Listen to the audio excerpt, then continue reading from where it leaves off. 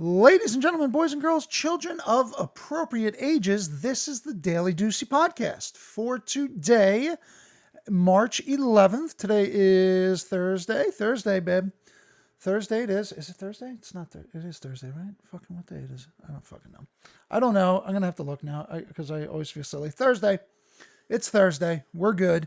Tomorrow will be Friday. Pizza day. Made some tacos the other day. Had some Chinese food from Chef Chan, which let's get into this real quick before we actually address the topics. Chef Chan in East Rutherford has been open for like 30 years. They don't deliver and they just take cash. Like, how much are you killing it? And how good is your food when you, like, with everything going on today, that they're still super busy with no delivery and cash only? Like, they're probably super successful because they're definitely fucking putting a lot of shit under the table, which is why most pizzerias fail now, because in the 80s and 90s, people just weren't paying their taxes, and that's why people made so much money on pizzerias, and now they don't. But anywho, on to a kind of state that is moving up in the pandemic relief and is going to make a lot of money. Major League Baseball's Texas Rangers in line to be first team back to full capacity. Stephen Hawkins. Is that I thought he was the dead scientist. The Texas Rangers are on track to become the first team in Major League Baseball or any major U.S.-based sports league to have a full capacity crowd since the coronavirus pandemic started altering the sports landscape a year ago. On the same day, Texas Governor Greg Abbott's order took effect, allowing businesses in the state to operate at 100% capacity. Rangers CEO Neil Liebman said Wednesday that the team hopes to be at that capacity for the April 5th opener against the Toronto Blue Jays. We're very confident we won't be a super spreader event, he said. With all the protocols that we're following, we'll be extremely responsible and provide a very comfortable environment for somebody to enjoy the game without worrying about being at a spreader event. Let's see. So they have 40,518 seats at Globe Life Field, which the Rangers opened last year without fans in the stands. Oh, could you imagine building a multi-million-dollar stadium and you open it up and you can't even bring fans in? And I went to the old ballpark in Arlington a couple times. It's pretty sweet down there. So I don't even know why they had to open a new one, but they always open new stadiums anyway. So local officials are still able to impose mitigation strategies such as reduced capacity if virus hospitalizations exceeded 15% of all hospital capacity in their region over certain periods of time. Even with this order, Abbott has encouraged the public to continue practicing social distancing measures and wearing masks, although they are no longer mandated. The Rangers will require fans to wear masks unless they're actively eating or drinking at their seats, as was the case for the postseason Major League games played at their $1.2 billion stadium in Arlington. Jeez Louise. After the blah, blah, blah. So they played last year, and then they played the World Series apparently at that stadium, and they had some fans. Rob Matwick, the team's executive vice president, stressed the need for fans to voluntarily comply. We'll need fan cooperation. There's no doubt. The good news is numbers are trending down. And they even say, can we drop our vigilance? No, we need your cooperation. Okay, so this is how we should start getting things going. And yeah, people will probably wear masks on their own volition for a while. But just what Greg Abbott, the governor of Texas, said. He said, we are no longer mandating masks. We very much suggest that you wear masks, you practice social distancing, and keep on doing the things that they believe will help people defeat the virus. But the government itself is not demanding it of the people. Like, that's the whole point, dude. And suppose, I was watching Joe Rogan's interview with Mike Baker before we started this, and he was talking about how he went to Texas, to Austin, to go see Joe Rogan. And he got off the plane, and a stewardess was like, they don't really, they don't make them wear masks here, so be careful. And he laughed at the stewardess lady. But then he said he got off the plane and everybody had a mask on. So it's not like the fucking Wild West where people aren't wearing masks. They say in Florida, especially Miami and stuff like that, if you're wearing a mask, they kind of look at you a little weird. But honestly, people are still wearing the masks. But I haven't seen somebody in a store without a mask in, honestly, 8 months probably in New Jersey. So, they say they're wearing them in Texas and Florida and everywhere else. But the whole point is the government is not demanding it of the people. The government should almost never demand anything of the people. The government is supposed to just be of the people's will. Like, this is why there's a problem. Because, in California and New York, two big states and cities, and LA, the governors and mayors just got this power trip. And they've been making decisions that aren't based in science. They're fucking flip-floppy. Now they're all kind of going down anyway. But listen, this is what I've been saying from the very beginning of this pandemic. From the government to the medical professionals to everyone, tell us all the information we need to know. Give us some sort of percentage on what could and may happen. And then the people have to make their own decision. You can't shut down businesses. You can't shut down people's fucking livelihoods. If a business is allowed to be open and no one decides to go out and go to your business, fine. I get it. But mandating everything shut down and demanding people have to do certain things is not how we do it in this country. Like, yeah, China's doing pretty good with the virus because they literally welded people into their homes. Like, do we want that here? We can't want that here. Like, the government isn't our fucking babysitters or our parents like they are in many totalitarian governments like fucking China. They don't care about your fucking family in China. Your family is the government and the CCP. So, like, we should be allowed to make our own decisions. Guess what? We probably would have still worn the fucking masks anyway. I still wear my fucking masks. Like, let the people make the decisions. And I guarantee you, most of the time, the right decision will come to a head. But when we let a few people in government who have no idea what the fuck they're talking about make these decisions for us, it never works out.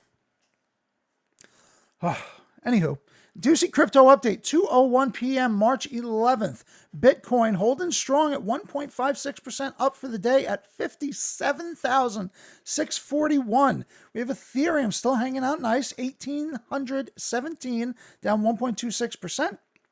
We have Ripple down 2.66% at 45 cents. And Doge about even, just under 1% up at 6 cents.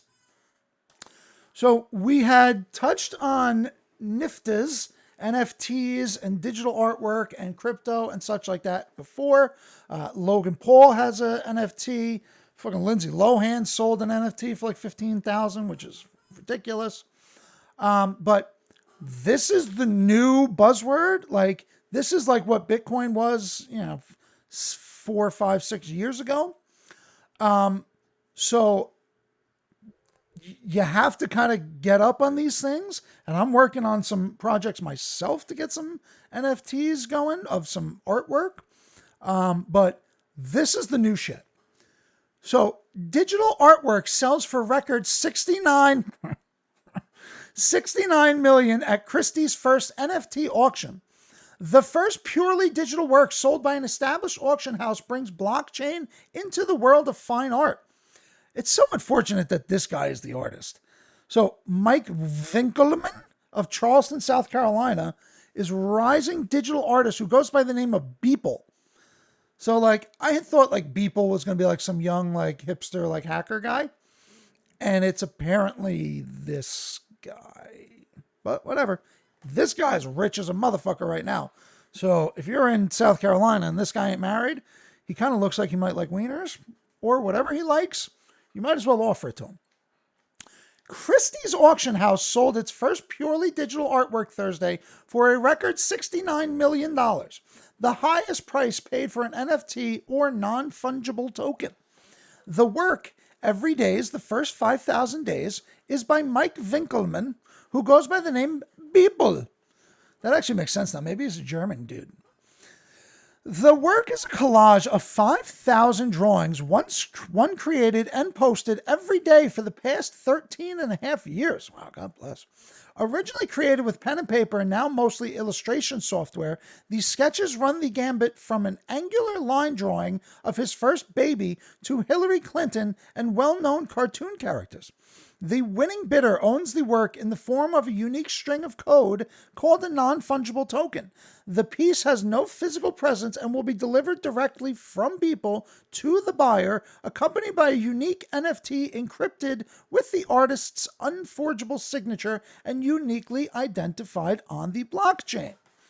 We got that so far? Is everyone clear here? NFTs have surged in popularity in recent months. The singer and visual artist Grimes sold $6 million worth of digital art last month, and Twitter CEO Jack Dorsey is auctioning off his first tweet, a March 21, 2006 post that reads, "Just setting up my Twitter." As a non-fungible token, bidding is currently at $2.5 million. So you can sell art, digital art, photography, physical art, literal tweets, like posts that you made, you can sell them. And the money that's going to go into this is crazy. And it's going to all end up in your digital fucking world or the digital world your kids live in the next 20, 30 years. So if you were smart and you had young kids now, you would be NFTing it up big time, not for yourself, but like to pay for your grandkids' college. Noah Davis, a specialist in post-war and contemporary art for Christie's, brought Beeple to the auction house's attention after witnessing the graphic artist's growing popularity.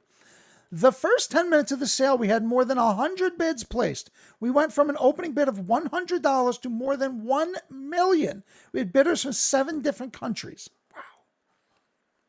Like, this is the thing. And we're probably late on this anyway, because if it's in fucking NBC News, like, whatever the super duper duper rich people are doing, and this is how I see it. So many people like hate on fucking rich, successful people. And listen, there's people who were given their shit and never did anything and don't know what they're talking about. There's people who have schemed and stolen and just scammed people for their money who are pieces of shit. But then there's like a lot of rich, successful people who are just really smart and good at being rich and successful. So like whatever they're doing, you should probably try to figure out how to get into that on some sort of scale that you can afford or, you know, try to kind of figure out. And these things where you can buy a fucking one thousandth of a Bitcoin or one thousandth of a Beeple art, you can get in on these things that the rich people think are going to go up and up and up, or at least not lose its value. Beeple's digital pictures have already won him 1.8 million followers on Instagram and collaborations with Louis Vuitton, Katy Perry, and Nike. NFTs can also do what Picasso's genius could not, generate a future stream of profits for the artist each time the work changes hands. Every time that token is traded, I will get 10%. It's a new frontier for the contract. Now, see, that's genius. Because, like, as of right now, if I make a painting, like I no, you can't see it right now, but I bought a painting and I have it hung up in my office here. If I then sell that painting for much more than I bought it for, like, I don't have to give the artist shit. I mean, maybe you should, and I'm sure there's auctions in Christie's that kind of have some sort of contractual bindings by that, but as of right now, I don't got to give him shit. But every time this token is traded, he will get 10% automatically.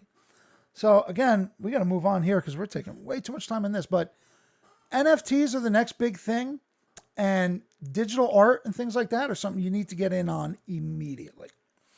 Okay, so for the local story here, I've been shitting on the local Democrats in Bergen County, but the Republicans aren't really having much of a better time.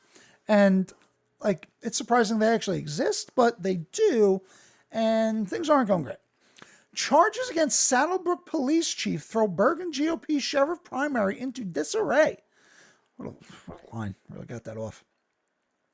When state authorities announced misconduct charges against Saddlebrook Police Chief Robert Kugler this week, they cast into chaos what had been a relatively stable race for the Republican nomination for Bergen County Sheriff.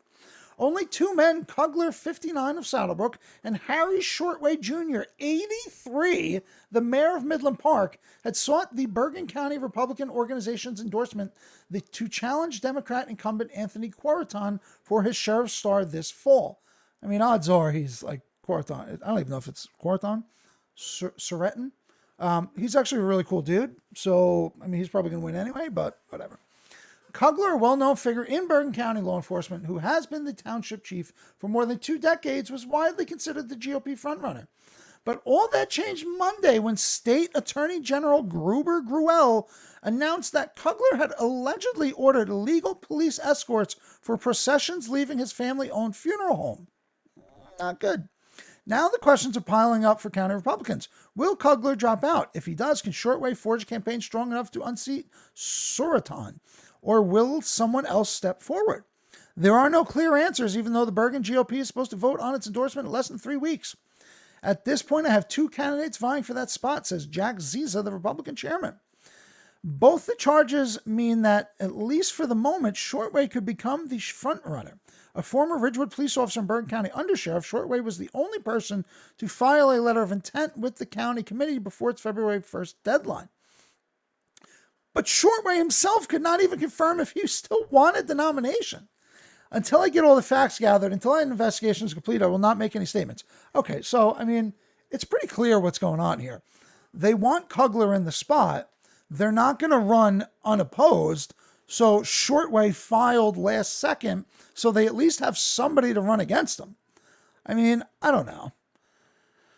Like, was he supposed to pay the police to, like, how much do they charge a funeral home? It's a ton, I know. I buried a fucking ton of people. You can afford to pay the cops their rate. Like, that's why, like, people, you get caught on such stupid shit usually. Usually if you're done, like, big criminals who are doing big, like, high-end crimes, they rarely get caught because they're smart. It's when you do stupid things like this where you know people are looking for you. You're running for a political office. Like, sheriff is a voted-in political office. Like, how do you not know?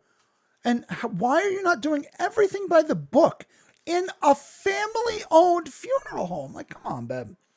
Like, it's one thing in town, you're cutting deals with people, but it's so obvious. Now, they don't actually say exactly what happened and anything like that, so I'll kind of reserve judgment a little bit, but I mean, does it really matter? Neither of these guys are probably going to win anyway, so, like, what are we even talking about? But, again, if you can't stay out of trouble, like, should you be the sheriff? He's raised 20 grand for the primary campaign. The other guy's got 64 grand. Like, just now, what happens to that money? That's another thing. Like, do they have to spend all that money? Like, that's the thing I think about all the time with politicians. Like, they raise millions and millions of dollars, and then they, like, bow out of the race. Like, what happens to that money? That's a curious part. All right, we'll end on our entertainment/tech whatever section. Zucker Vision, Facebook's new smart glasses will teleport you and even replace your iPhone, Mark Zuckerberg reveals. Yeah, he hopes so, babe. And if you think Apple and Google and Samsung and whomever aren't already working on smart glasses, you got another thing coming, Zucks. Facebook smart glasses can be used to teleport people to their office or to see their friends. This is according to CEO Mark Zuckerberg, who said glasses could make you feel like you're in the same room as someone, even if you're far apart. The billionaire made the comments to The Information. He told the publication, rather than calling someone having a video chat, you just kind of snap your fingers and teleport, and you're sitting there, and they're on their couch, and it feels like you're there together. Wouldn't that have to, like, completely, like, go over your eyes then? Zuckerberg thinks this could help reduce some of the negative impacts of travel, such as reducing CO2 emissions. Yeah, I mean, that makes sense that a guy like Mark Zuckerberg doesn't want to actually be in social fucking, rooms with physical people because he's a fucking goofball. and probably a robot already. So yeah, I think people want to go and actually be with real people and touch people and have real conversations, not robot conversations like you, Zuckerberg. It said, imagine a world where a lightweight, stylish pair of glasses will replace your need for a computer or smartphone. Yeah, that would be great. Fine. I still don't want, you can't use voice all the time, babe. And that's like the thing. Voice is huge and voice is great to control things and to listen to things. And that's wonderful. But when you need to send a message to somebody and you can't talk, or, you want to like read something, or it's really more of the handheld thing, but you can't always use your voice. And until it becomes completely ubiquitous, I still like typing things. I like typing physical things, first of all. And, I type like 100 words a minute on a regular keyboard, but I'm okay with using this. But there are times where you just can't use your voice. You'd have the ability to feel physically present with friends and family, no matter where in the world they happen to be, and contextually aware AI to help you navigate the world around you, as well as rich 3D virtual information within arm's reach. Yeah, so the glasses are great. First of all, Google Glass had this like 8 years ago. They just, like, the design was just goofy. And these kind of are goofy too. They look big to me, okay? While this does sound a lot like science fiction, FRL thinks it's very much our future, and smart glasses could change our relationship with computers. Yeah, see, I don't completely agree on that. I think like addition and add-on devices, but I do not think smart glasses will ever fully get us away from computers and maybe not even handheld devices. I mean, maybe like in a basic manner where people who don't want to send messages and shit like that I could kind of see. But I really don't see glasses themselves being a full-on kind of function. Say you decide to, we get it, bud. As you head out, your assistant asks you if you'd like to listen to the latest episode of your podcast. A small movement of your finger lets you click play. Yeah, I guess maybe like you could start doing so people are gonna be doing gang signs in front of their fucking their glasses camera to do different things. I don't know. And again, a lot of these things, as you enter the cafe, your assistant asks, do you want me to put in an order for 12-ounce Americano? Okay, we don't necessarily, we have that already. What do you mean? And you could just, flick and stuff like that. Oh, that's great. That's great. So we're just going to have people, instead of on their phones, they're going to be walking around, swiping in front of people and punching people in the face. Yeah, that's going to work out real well. Facebook still has a way to go, but is aiming to release its first pair of consumer Ray-Bans. Yeah, see, I don't know. I got to be honest. I like Facebook, and they do many things well as a social media site, but them as a tech company has pretty much never worked in anything. They buy they buy social media companies like Instagram, and they have Oculus, but I don't even know if they're doing anything with it. So again, smart glasses and AI are definitely going to be a big thing, but I think Zuckerberg is way over his head business-wise. I think he was a great coder and had this idea, and everything worked out great. But as a businessman, he's a fucking nerd, and I think he kind of gets rolled over in business meetings by a lot of these people. But I don't know.